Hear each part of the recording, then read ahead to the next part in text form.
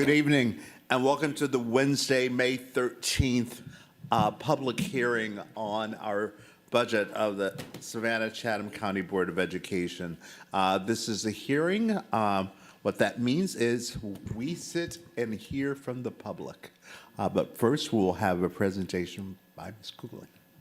Thank you, Mr. Moss, and good evening, everyone. As Mr. Moss stated, this is our public hearing on the budget where we're asking for input. Next. Tonight's presentation outlines how we are aligning every dollar with our strategic priorities for student achievement. We remain committed to fiscal responsibility, transparent budgeting, efficient use of public funds, and ensuring our community understands how resources are used. This budget supports safe, modern learning environments, strengthens recruitment and retention, and expands academic and social emotional supports. We are also emphasizing return on investment, evaluating whether our spending is producing measurable improvements.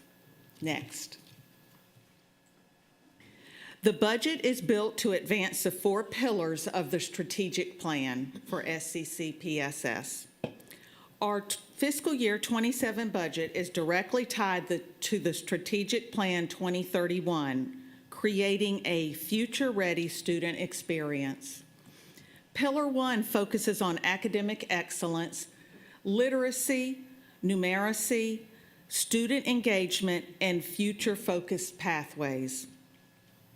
Pillar 2 strengthens our workforce, recruitment, retention, coaching, and leadership development. Pillar 3 evaluates engagement with families and partners. Pillar 4 ensures operational excellence, modernizing data systems, transportation, facilities, and financial stewardship. Next slide, please. We are committed to transparency. This is the second of 2 budget hearings. Millage rate hearings follow in June, culminating in final adoption on June 24th. We encourage public participation throughout this process. Next slide, please. Millage rate history. Our millage rate has steadily decreased over time from 18.881 in 2020 to 17.331 mills today. This reflects our commitment to responsible stewardship while still meeting student needs. Next slide, please.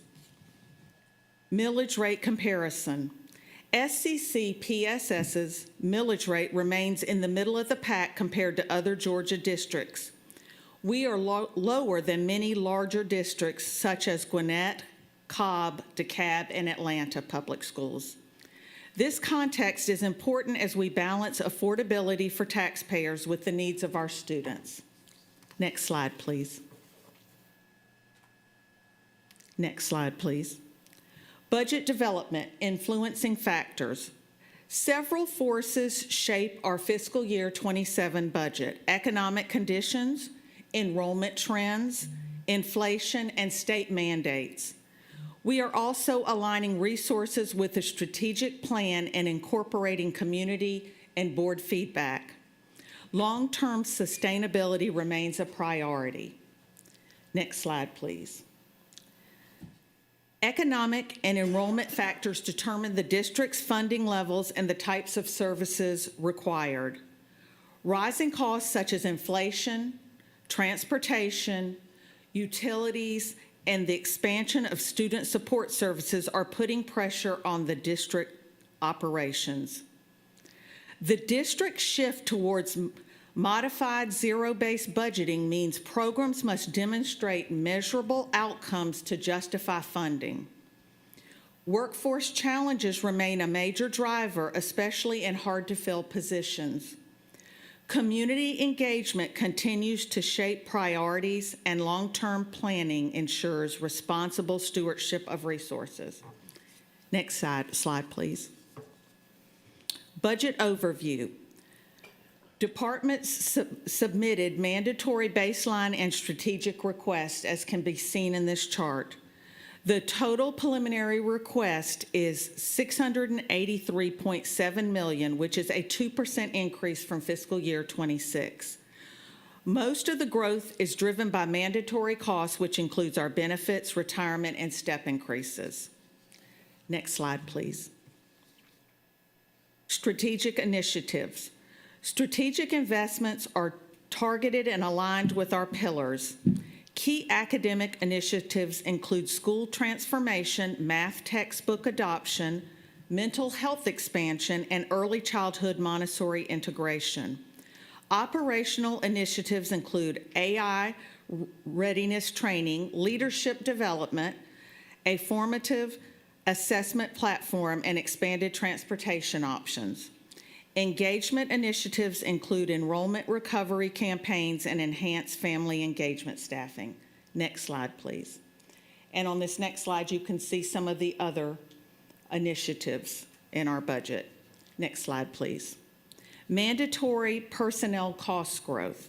Mandatory personnel costs increases total by $12.4 million.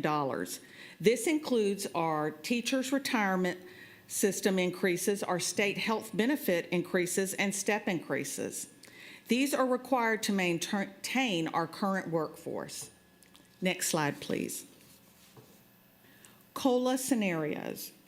We modeled several cost of living adjustments, COLA scenarios. A 3% COLA, our starting point, adds 12.7% to personnel cost. We will continue evaluating affordability as revenue projections are finalized. Next slide, please. FY27 preliminary general fund budget. The preliminary general fund budget totals $708.8 million, a 6% increase from fiscal year '26. This includes the mandatory cost growth and the preliminary COLA assumptions. School allocations represent the largest share of the budget, as can be seen in the table. Next slide, please. Revenue assumptions.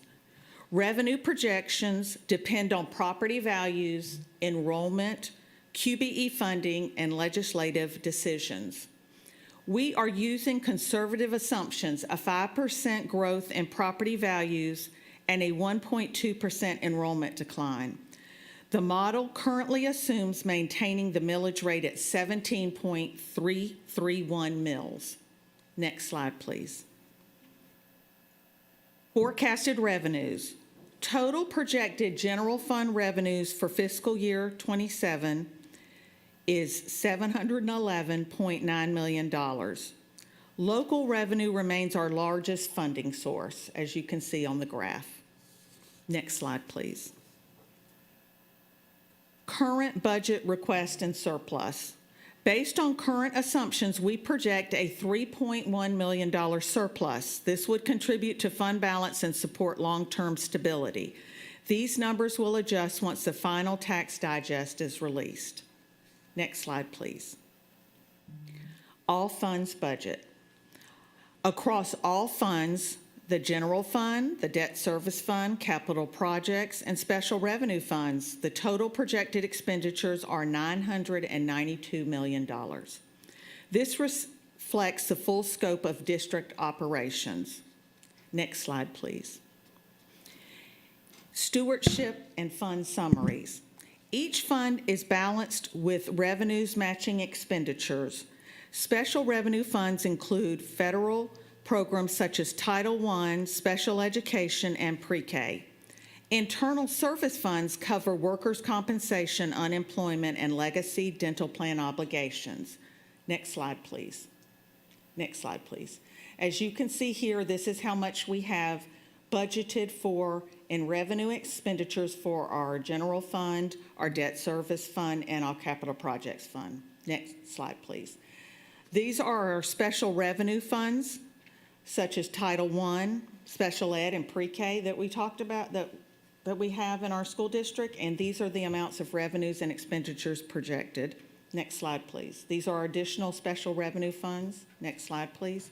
Here are our internal service funds, which includes our workers' compensation, our unemployment, and our employee dental plan. The SCCPS dental plan, there's a footnote at the bottom. When we used to do it as a self-insured program, after we discontinued that particular program, this is the balance that was, or this is the balance that is still left from that. And this is open for us to spend, but we still do have to follow state and federal guidelines and laws. Next slide, please. Our goal is a budget that is student-centered, transparent, and sustainable. We welcome community input as we refine the fiscal year 27 budget ahead of final adoption in June. Together, we can ensure every student has access to a choice-filled future. Thank you for your time. As I said, this is a public hearing where we hear from the public. If we have anyone from the public who would like to speak, please come up. Not everyone at once. Okay.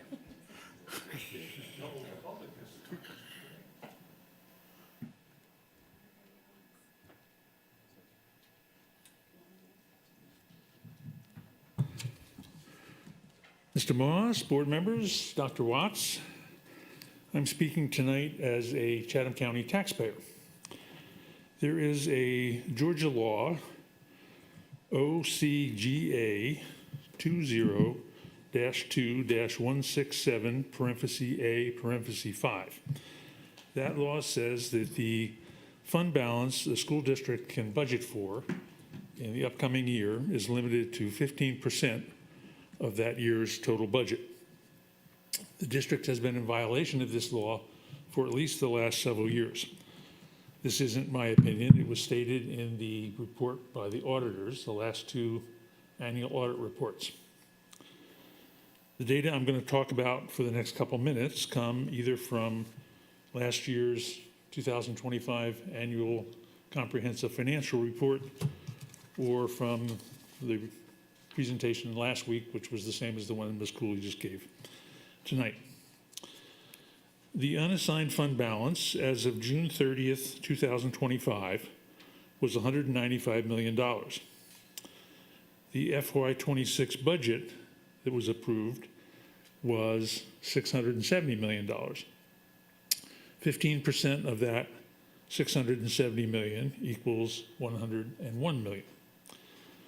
Last year, you violated the law and budgeted an extra $94 million of taxpayer money into the fund balance. The proposed 2027 budget that was just reviewed is $712 million. 15% of that is $107 million. We don't know yet what the projected fund balance will be on June 30th, but assuming it's the same as last year, it'll probably be similar. The law requires you to reduce the fund balance by $87 million in this year's budget. So the question I have is, do you have a legal opinion stating you don't have to follow this law? If you do, I think you should make it public so the public knows that. If not, I suggest you follow the law and stop overtaxing our taxpayer community. Thank you very much. Thank you. There being no one else, I will entertain a motion to adjourn. It's been moved and seconded. All in favor? Thank you.